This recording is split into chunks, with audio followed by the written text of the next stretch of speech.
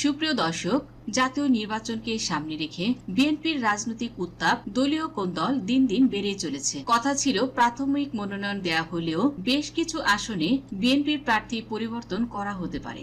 গত 27 ডিসেম্বর ঠিক তাই হলো। অনেকটা চমক দিয়েই বিএনপি তাদের উল্লেখযোগ্য কিছু প্রার্থীকে পরিবর্তন করেছে।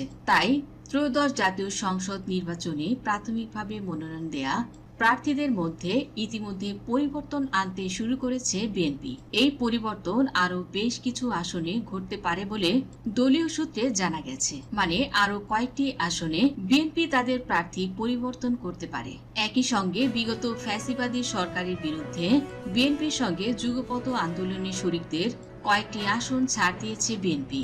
তার জন্য দলীয় প্রার্থীকেও বাদ দিতে হয়েছে কয়েকটি আসনে।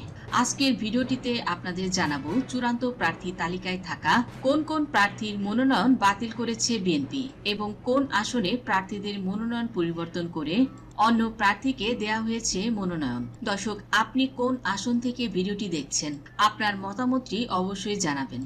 প্রথমেই আসা যাক ঢাকা 12 আসনে। ঢাকা 12 আসনটি ঢাকা শহরের ঢাকা উত্তর সিটি কর্পোরেশনের 24, 25, 26, 27, 35 ও 36 নং ওয়ার্ড নিয়ে গঠিত। এই আসনে আসন সমঝোতার মাধ্যমে বিপ্লবী ওয়ার্কার্স পার্টির সাধারণ সম্পাদক সাইফুল হককে ছেড়ে দিয়েছে জাতীয়তাবাদী দল বিএনপি। আসনটিতে বিএনপির প্রার্থী হিসেবে মনোনয়ন দেওয়া হয়েছিল যুবদলের সাবেক সভাপতি সাইফুল আলম নীরবকে। তাকে এবার বাদ দিয়ে বামপন্থী এই দলের প্রধানকে এবার এই আসন থেকে মনোনয়ন চূড়ান্ত করা হয়েছে। এই আসনে মনোনয়ন পাওয়ার জন্য বেশ আগে থেকেই তৎপর ছিলেন বিপ্লবী ওয়ার্কার্স পার্টির সাইফুল হক। তবে এই আসনে তাকে মনোনয়ন দেয় ঢাকা 12 আসনের তৃণমূলে দেখা দিয়েছে চরম অসন্তোষ।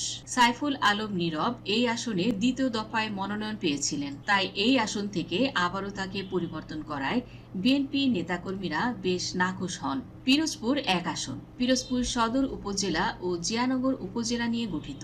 এই আসন থেকে বিএনপির চূড়ান্ত মনোনয়ন পেলেন বিএনপির কেন্দ্রীয় কার্যবাহী কমিটির সদস্য, পিরোজপুর জেলা বিএনপির সাবেক আহ্বায়ক অধ্যক্ষ আলমগীর হোসেন। শনিবার 27 ডিসেম্বর বিএনপির কেন্দ্রীয় কমিটির মহাসচিব মির্জা ফখরুল ইসলাম আলমগীরের সই করা মনোনয়নপত্র দেয়া হয়েছে।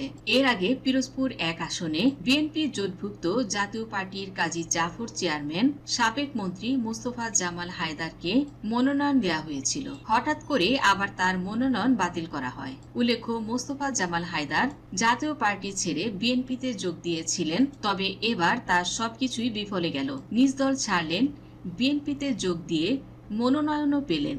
আবার দুদিন না যেতেই মনোনয়নটিও বাতিল করা হয় তার। যশোর 6 আসন। যশোর 6 আসনটি কেশবপুর উপজেলা নিয়ে গঠিত।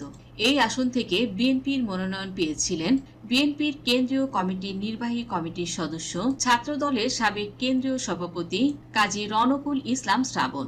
কিন্তু অনেকটা চমক দিয়ে তার প্রার্থিতা বাতিল করা হয়। তাকে পরিবর্তন করে দলের কেন্দ্রীয় সদস্য ও উপজেলা কমিটির সভাপতি আবুল হোসেন আজাদকে মনোনয়ন দিয়েছে জাতীয়তাবাদী দল বিএনপি। কাজী রনকুল ইসলাম শ্রাবণের মনোনয়ন বাতিলের খবরে অনেকে আকাশ থেকে পড়েছেন, কারণ তার মতো জনপ্রিয় ও ত্যাগী নেতার মনোনয়ন কিভাবে বিএনপি বাদ করলো তার জন্য জনমনে তীব্র ক্ষোভ ও হতাশার দেখা মিলেছে। দর্শক, কাজী রনকুল ইসলাম শ্রাবণের মনোনয়ন বাতিলকে আপনি কিভাবে দেখছেন অবশ্যই কমেন্ট করে জানাবেন। যশোর 5 আসন। যশোর 5 আসনটি মনিরামপুর উপজেলা নিয়ে গঠিত। এই আসনে প্রাথমিকভাবে দলীয় মনোনয়ন পান দলের উপজেলা কমিটির সভাপতি অ্যাডভোকেট শহীদ ইকবাল হোসেন। পরে ওই আসনটিতে জোট শরিক জমিয়তে উলামায়ে ইসলামের একাংশের সিনিয়র যুগ্ম মহাসচিব মুফতি রশিদ বিন ওয়াক্কাসকে মনোনয়নপত্র দেয়া হয়। তবে এই আসনটি যে পরিবর্তন করা হবে তা আগে থেকেই জানা ছিল। যশোর 4 আসন। যশোর 4 আসনটি ভাগাড়পাড়া অভয়নগর উপজেলা ও বাসন্দিয়া ইউনিয়ন নিয়ে গঠিত। এই আসনটিতে বিএনপির প্রাথমিক মনোনয়ন পেয়েছিলেন বিএনপির কেন্দ্রীয় কমিটির সহ প্রযুক্তি বিষয়ক সম্পাদক ইঞ্জিনিয়ার টি.এস. আইয়ুব। তবে তার প্রার্থিতা বাতিল করে সেখানে নতুন মনোনয়ন পেয়েছেন অভয়নগর উপজেলা বিএনপির সভাপতি মতিয়ার রহমান ফরাজি। যশোর 1 আসন। যশোর 1 আসনটি শার্শা উপজেলা নিয়ে গঠিত।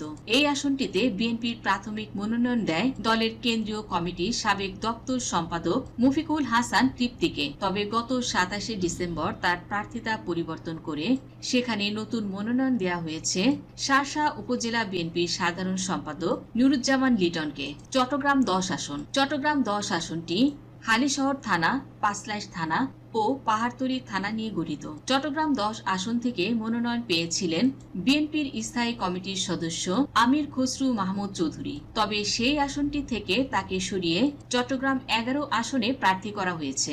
গত 3রা নভেম্বর প্রাথমিক মনোনয়ন ঘোষণা করার সময় চট্টগ্রাম 11 আসনটি ফাঁকা রেখেছিল বিএনপি। অপরদিকে চট্টগ্রাম 10 আসনটিতে এখন দলটিতে প্রার্থী করা হয়েছে জাতীয়তাবাদী পাট শ্রমিক দলের সভাপতি সাইদ আল নোমানকে। তিনি বিএনপির প্রয়াত ভাইস চেয়ারম্যান আব্দুল্লাহ আল নোমানের ছেলে। চট্টগ্রাম 4 আসন। চট্টগ্রাম 4 আসনটি সীতাকুণ্ড উপজেলা ও আকবরশাহ পাহাড়তলীর আংশিক নিয়ে গঠিত। এই আসনে বিএনপির ঘোষিত প্রার্থী কাজী সালাউদ্দিনের পরিবর্তে মোহাম্মদ আসলাম চৌধুরীর নাম চূড়ান্ত করেছে বিএনপি। আসলাম চৌধুরী এই আসনটিতে মনোনয়ন পাবেন সেটা এক প্রকার নিশ্চিত ছিল, কারণ তিনি এই আসনের ও বিএনপির অত্যন্ত গুরুত্বপূর্ণ একজন নেতা। তিনি বিএনপির একজন সাবেক যুগ্ম মহাসচিবও ছিলেন। মুন্সিগঞ্জ 2 আসন। মুন্সিগঞ্জ 2 আসনটি মুন্সিগঞ্জ জেলার লোহজং উপজেলা ও টঙ্গীবাড়ি উপজেলা নিয়ে গঠিত। এই আসনে অনেক বিক্ষোভের পর প্রার্থী পরিবর্তন করেছে বিএনপি। আসনটিতে মনোনয়ন দেওয়া হয়েছিল সাবেক প্রতিমন্ত্রী মিজানুর রহমান সিনহাকে। দীর্ঘদিন দলে নিষ্ক্রিয় এবং বিএনপি থেকে পদত্যাগ করা সিনহাকে মনোনয়ন দিলে বিরূপ প্রতিক্রিয়া দেখা দেয় স্থানীয় বিএনপিতে। বুধবার রাতে সাবেক মনোনীত প্রার্থীর পরিবর্তে দলের যুগ্ম মহাসচিব অ্যাডভোকেট আব্দুস সালাম আজাদকে চূড়ান্ত মনোনয়ন দেওয়া হয়েছে মুন্সিগঞ্জ 2 আসনটিতে। এছাড়াও আরো কয়েকটি আসনে প্রার্থী পরিবর্তন করবে বিএনপি। তার মধ্যে উল্লেখযোগ্য কয়েকটি আসনের মধ্যে কিছু আসনের নাম এখানে উল্লেখ করা হচ্ছে, যেমন ঢাকা 17 আসন। ঢাকা 17 আসন, এই আসনটিতে ইতিমধ্যে প্রার্থী পরিবর্তন করা হয়েছে। ঢাকার অন্যতম অভিজাত ও এলিট শ্রেণীর জন্য গুরুত্বপূর্ণ আসন ধরা হয় এটিকে। এই আসনে সমমনা শরিক দল বিজেপির চেয়ারম্যান ব্যারিস্টার আন্দালিব রহমান প্রার্থী হওয়ার সম্ভাবনা ছিল, তবে তার প্রার্থী ঘোষণার আগেই ওই আসনটিতে রদবদলের সম্ভাবনা ছিল।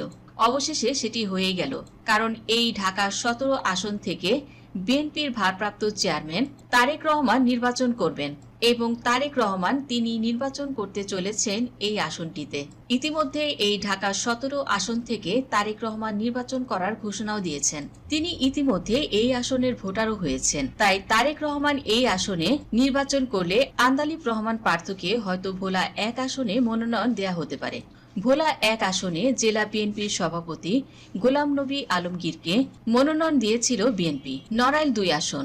এই আসনটি লোহাগড়া উপজেলা ও সদর উপজেলার আংশিক নিয়ে গঠিত। এখানে বিএনপি নেতা মনিরুল ইসলামকে মনোনয়ন দিয়েছিল বিএনপি। তবে 11 দলীয় জোটের প্রধান সমন্বয়ক ও এনপিপি চেয়ারম্যান ডক্টর ফরিদুজ্জামান ফরহাদকে এই আসনে মনোনয়ন চূড়ান্ত করা হয়েছে। তিনি ধানের শীষ প্রতীকেই নির্বাচন করবেন এই আসন থেকে এবং তিনি ইতিমধ্যে তার দল এনপিপি কে ছেড়ে বিএনপিতে যোগ দিয়েছেন। তো দর্শক বন্ধুরা, যে আসনগুলো পরিবর্তন করে অন্য প্রার্থীকে মনোনয়ন দেওয়া হয়েছে সেই সম্পর্কে আপনার মতামত কি? আসলে কি এই পরিবর্তন যুক্তিযুক্ত ছিল কিনা? আপনার মতামতটি অবশ্যই জানিয়ে দিবেন এই ভিডিওটির কমেন্ট বক্সে। অবশ্যই চ্যানেলটিকে প্রথমবার দেখলে চ্যানেলটি সাবস্ক্রাইব করবেন। ধন্যবাদ দর্শক সম্পূর্ণ ভিডিওটি দেখার জন্য।